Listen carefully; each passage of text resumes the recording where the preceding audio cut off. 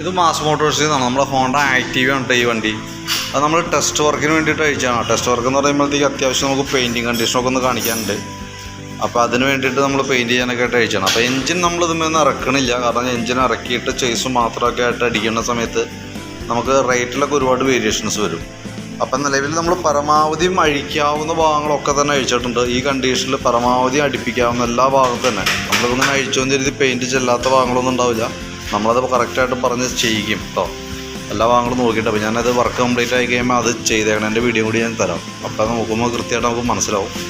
അപ്പോൾ നമ്മൾ അതിന് വേണ്ടിയിട്ട് അഴിച്ചതാണ്. അപ്പോൾ നമുക്ക് അതിൻ്റെ ഫ്രണ്ട് കവറുകളൊക്കെ കുറച്ച് പാച്ച് വർക്കും കുറച്ച് വെൽഡിങ് കാര്യങ്ങളൊക്കെ ചെയ്യാനുണ്ട്. മൺകാടൊക്കെ ചെറുതായിട്ടൊന്ന് അലൈൻ ചെയ്യാനുണ്ട്, ചെറിയൊരു വെൽഡിങ്ങൊക്കെ ചെയ്യാനുണ്ട്.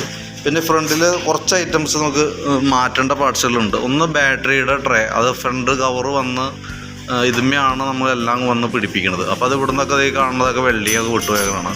അപ്പോൾ അത് നമുക്ക് കറക്റ്റ് മാറ്റി പുതിയത് വയ്ക്കാം. കാരണം എന്താ വെച്ചാൽ ഇതിപ്പോൾ എങ്ങനെ വെൽഡ് ചെയ്തെടുക്കാമെന്ന് നോക്കിയാലും ഈ പുതിയത് മേടിക്കുന്നതിൻ്റെ വില തന്നെയാണ്. അപ്പോൾ ആ നേരം കൊണ്ട് അത് മാറ്റിയിട്ട് കമ്പനി സാധനം സെറ്റ് ചെയ്ത് കഴിഞ്ഞാൽ അതവിടെ നിന്നോളും. പിന്നെ ഫ്രണ്ടിൽ ഈ ആം കവർ, ഈ സൈഡിൽ വന്ന വീലിൻ്റെ ഈ സൈഡിൽ വന്ന കവറാണ്. അതിൻ്റെ സ്ക്രൂ ഇങ്ങനെ പൊട്ടിയിട്ടാണ് പോകുന്നത്. അപ്പോൾ അത് നമുക്ക് മാറ്റണം. പിന്നെ ബാക്കിലത്തെ ടൈലൈറ്റ് അസംബ്ലി ഉണ്ടല്ലോ, ഈ ലൈറ്റ് അസംബ്ലിയുടെ ഇതിവിടെ ഗ്ലാസ് പൊട്ടിയിട്ടുണ്ട്. അപ്പോൾ നമുക്കത് എന്തായാലും നമുക്കത് ഇങ്ങനെ അസംബ്ലി ആയിട്ട് പറയാം. ഒന്നാമത് ശരിക്കും ഫുള്ള് ഫേഡായിട്ടുണ്ട്. തന്നെയുള്ള ഗ്ലാസും പൊട്ടിയിട്ടുണ്ട്. അതിൻ്റെ ഉള്ളിലത്തെ റിഫ്ലക്ടറൊക്കെ ഫേഡായി പോയിട്ടുണ്ട്. അപ്പോൾ അത് നമുക്ക് മാറ്റണം. അതേപോലെ ബാക്കിലത്തെ തന്നെ ആ ടൈലറ്റിൻ്റെ അടിയിൽ തന്നെ ഒരു കവറാണത്. അത് പൊട്ടിപ്പോയിട്ട് ഇവിടെയൊക്കെ ടൈയൊക്കെ ഇട്ടാണ് കെട്ടി വെച്ചിരുന്നത്. അപ്പോൾ അത് നമ്മൾ കൂട്ടത്തിൽ കൂടെ ചേഞ്ച് ചെയ്ത് വിടുന്നുണ്ട്. പിന്നെ സീറ്റ് തുറക്കുമ്പോൾ നമ്മൾ സീറ്റ് തുറക്കുമ്പോൾ കാണുന്ന ഭാഗമാണ് ഈ ഇത്. അതായത് ശരിക്കും അതിൻ്റെ സീറ്റ് ലഗേജ് ബോക്സ് എന്ന് പറഞ്ഞാൽ പറയണേ. അതിൻ്റെ ബാക്ക് സൈഡിൽ വന്നിട്ട് ഇവിടുത്തെ കുറച്ച് ഭാഗങ്ങൾ പൊട്ടിപ്പോയതാണ്. അപ്പോൾ അത് റീപ്ലേസ് ചെയ്ത് വയ്ക്കേണ്ടതാണ്. പിന്നെ അതിൻ്റെ തന്നെ ഫ്രണ്ടിൽ വന്നൊരു കവറാണത്. നമുക്ക് വലിയ കോസ്റ്റ്ലി ഒന്നുമല്ല. അതും ഈ പറഞ്ഞ രീതിയിൽ കൂടെ സൈഡിൽ നിന്ന് പൊട്ടിപ്പോയിട്ടുണ്ട്. ഇവിടെ വന്ന സ്ക്രൂ ചെയ്യണ ഭാഗം പൊട്ടിയിട്ടുണ്ട്.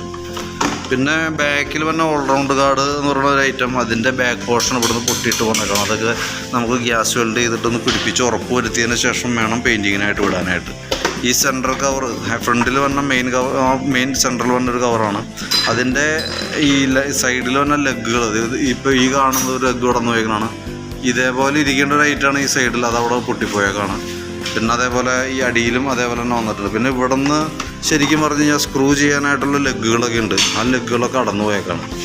അപ്പോൾ ഞാൻ നോക്കാൻ പറ്റുമെന്നുണ്ടെങ്കിൽ ഇത് അഡ്ജസ്റ്റ് ചെയ്തിടാം. അതല്ലാന്നുണ്ടെങ്കിൽ നമുക്കത് മാറ്റി പുതിയത് വെക്കുകയാണെന്നുണ്ടെങ്കിൽ ഫ്രഷായിട്ട് വരും ഐറ്റംസ്. അതല്ലെങ്കിൽ നമുക്ക് ഈ പറഞ്ഞ രീതിയിൽ ഇതും എക്സ്റ്റെൻഡ് ചെയ്തൊക്കെ എടുക്കുമ്പോൾ ചെറിയൊരു അഴിച്ചുകെട്ടുള്ള ഫീൽ ചെയ്യും. റേറ്റ് കുറയ്ക്കുക എന്നുള്ള ഉദ്ദേശത്തോട് വേണമെങ്കിൽ നമുക്കത് അഡ്ജസ്റ്റ് ചെയ്തിടാം. ഇതൊക്കെയാണ് നമുക്ക് റീപ്ലേസ്മെൻറ്റ് ചെയ്യേണ്ട ഭാഗങ്ങൾ കേട്ടോ. പിന്നെ ഇതിൻ്റെ നമുക്കൊരു മെയിൻ എൻജിൻ കൺട്രോൾ യൂണിറ്റ് എന്ന് പറയാവുന്ന CDI യൂണിറ്റാണത്. അതിൻ്റെ ഈ വന്ന അഡാപ്റ്റർ ഒന്ന് കണക്ട് ചെയ്യുന്ന ഭാഗങ്ങളാണത്. അത് ഫുള്ള് ദ്രവിച്ചു വല്ലാത്തൊരവസ്ഥയിലാണ് ഇരിക്കുന്നത് കേട്ടോ.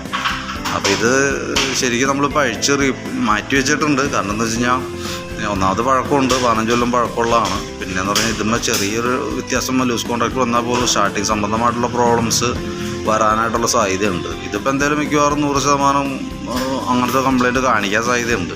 അപ്പോൾ അതാണ് ഞാനൊരു സേഫ്റ്റിയുടെ ഭാഗമായിട്ട് എടുത്ത് മാറ്റി വേറെ വെച്ചു എന്നുള്ളൂ കേട്ടോ. കാരണം വണ്ടി വാഷ് ചെയ്യാനൊക്കെ കൊടുക്കുന്ന സമയത്ത് വെള്ളത്തിൻ്റെ അംശമൊക്കെ ഡയറക്ടറിലേക്ക് കെമിക്കലൊക്കെ ഉപയോഗിച്ചിട്ടാണ് വാഷ് ചെയ്യുക. അതെന്തെങ്കിലും വന്നു കഴിഞ്ഞാൽ ഔട്ടർ ബോഡി അങ്ങനെ എർത്തിങ് എന്തെങ്കിലും കാണിച്ച ഐറ്റം പോകും. അതല്ലെങ്കിലും ഇപ്പോൾ കാഴ്ചയിൽ ഏതാണ്ട് ചത്തമട്ടാണ് കാണുന്നത്. അത് നോക്കാം, നമുക്ക് സെറ്റ് ചെയ്ത് നോക്കാം. വേറെ പ്രോബ്ലംസ് ഒന്നും ഇല്ല എന്ന രീതിയിൽ നമുക്ക് അതിൻ്റെ ആ സോക്കറ്റുകൾ, ഈ സോക്കറ്റ് മാറ്റാൻ പറ്റില്ല, അതിനോട് കണക്ട് ചെയ്യുന്ന അഡാപ്റ്ററുകൾ മാറ്റിയിട്ട് നമുക്ക് റീസെറ്റ് ചെയ്യാം. ഒക്കെ ദ്രവിച്ച് പോയേക്കാം. ഇവിടെ നമുക്ക് അറിയാതെ ഒക്കെ ദ്രവിച്ച് വന്നേക്കണം. അതൊക്കെ സെപ്പറേറ്റ് നമുക്ക് മേടിക്കാൻ കിട്ടും. അതങ്ങനെ വെച്ചിട്ട് നമുക്ക് സെറ്റ് ചെയ്ത് ക്ലോസ് ചെയ്യാനേ പറ്റുള്ളൂ കേട്ടോ. പിന്നെ ഇതൊക്കെ ഫുള്ളായിട്ട് നമ്മൾ വാട്ടർ സർവീസ് ചെയ്ത് ഫുൾ ക്ലിയർ ആക്കിയിട്ടാണ് പെയിൻറ്റിങ്ങിന് വിടണേ. പിന്നെ ബാക്കിലത്തെ ടയറൊക്കെ നമ്മൾ മാർട്ടിനേഴ്സ് പറഞ്ഞിട്ടുണ്ട്. കാരണം ടയർ കണ്ടീഷൻ കാണിക്കണം. പിന്നെ നമ്പർ പ്ലേറ്റ് കാര്യങ്ങൾ പഞ്ച് ചെയ്യണം. പഞ്ചിങ് ടൈപ്പ് നമ്പർ പ്ലേറ്റാണ് ഇപ്പോൾ നമുക്ക് പുതിയതായിട്ട് വന്നത്. അപ്പോൾ അത് സെറ്റ് ചെയ്യണം. അതേപോലെ തന്നെ അത്യാവശ്യം അതിൻ്റെ ഭാഗങ്ങൾ ഇപ്പോൾ സീറ്റ് കവർ ഒക്കെ കയറി കിടന്ന സീറ്റ് കവറൊക്കെ ഇട്ടിട്ട് അത്യാവശ്യം ഒരു ഫ്രഷ് ലുക്ക് ആക്കാമെന്നുള്ളതാണ് മെയിനായിട്ടുള്ളത്. പിന്നെ അതിൻ്റെ ഇഗ്നീഷനൊക്കെ ഓൾറെഡി ലൂസ് കോൺടാക്റ്റ് ആണ്. അപ്പോൾ അത് നോക്കട്ടെ, നടപടി ആയില്ലാന്നുണ്ടെങ്കിൽ അതൊക്കെ റീപ്ലേസ് ചെയ്ത് കിട്ടി വരും കേട്ടോ. ഇത്രയും കേസാണ്. അപ്പോൾ മെയിനായിട്ട് നമുക്ക് വണ്ടി പെയിൻറ്റിങ്ങിന് നമുക്ക് അതിൻ്റെ ടേൺ അനുസരിച്ചിട്ടാണ് കയറാം. അപ്പോൾ നമ്മുടെ വണ്ടി ഇപ്പോൾ ഇന്ന് ഞാൻ ഗ്യാപ്പ് കിട്ടിയപ്പോൾ അഴിച്ചെന്നുള്ളൂ. നാളെ കഴിഞ്ഞ് മറ്റന്നാളാണ് പെയിൻറ്റിങ്ങിലേക്ക് കയറുള്ളൂ കേട്ടോ. അപ്പോൾ അതും പ്രകാരം നമുക്ക് അതിൻ്റെ അനുസരിച്ച് നമുക്ക് വർക്ക് കംപ്ലീറ്റ് ചെയ്തരാം കിട്ടുന്നതിൻ്റെ അനുസരിച്ചിട്ടോ. അപ്പോൾ വർക്കിൽ കയറി കഴിഞ്ഞാൽ ഏകദേശം നമുക്ക് 8 മുതൽ 10 ദിവസം വരെ പിടിക്കാറുണ്ട് പെയിൻറ്റിങ്ങിന്. അപ്പോൾ അതനുസരിച്ചിട്ട് നമ്മൾ കംപ്ലീറ്റ് ചെയ്തേക്കാം. ഓക്കെ. അപ്പോൾ ഞാൻ എൻ്റെ ഒരു അപ്പോൾ അയച്ച് കണ്ട സ്ഥിതിക്ക് അത് പ്രകാരമുള്ളൊരു എസ്റ്റിമേറ്റ് നമ്മൾ ഫസ്റ്റ് ഒരു ഏകദേശം ഒരു എസ്റ്റിമേറ്റ് പറഞ്ഞിട്ടുണ്ട്. അപ്പോൾ അയച്ചിട്ട് നമുക്ക് അതിൻ്റെ പ്രത്യക്ഷത്തിൽ കാണുന്ന ഒരു കംപ്ലയിൻസ് മീൻസ് മറ്റേ ഇതിൻ്റെ എല്ലാം പെടുത്തിയിട്ടുള്ള ഒരു എസ്റ്റിമേറ്റ് നോക്കിയിട്ട് അതിൻ്റെ ഡീറ്റെയിൽസ് ഒന്ന് വാട്സാപ്പിലേക്ക് ഒന്ന് സെൻഡ് ചെയ്തിട്ടേക്കാം കേട്ടോ. ഓക്കെ, ഞാനപ്പോൾ വർക്ക് പെയിൻറ്റിങ് കഴിഞ്ഞ് നമ്മൾ ഓൾറെഡി സെറ്റ് ചെയ്യണേക്കാൾ മുമ്പ് ചെയ്തേക്കണേൻ്റെ ഒരു ഫിനിഷ് ചെയ്തിട്ടുള്ള പെയിൻറ്റ് ചെയ്ത് വരുമ്പോഴുള്ളൊരു ഇതും കൂടി ഞാൻ അതിനകത്ത് ആഡ് ചെയ്യാം. ഓക്കെ.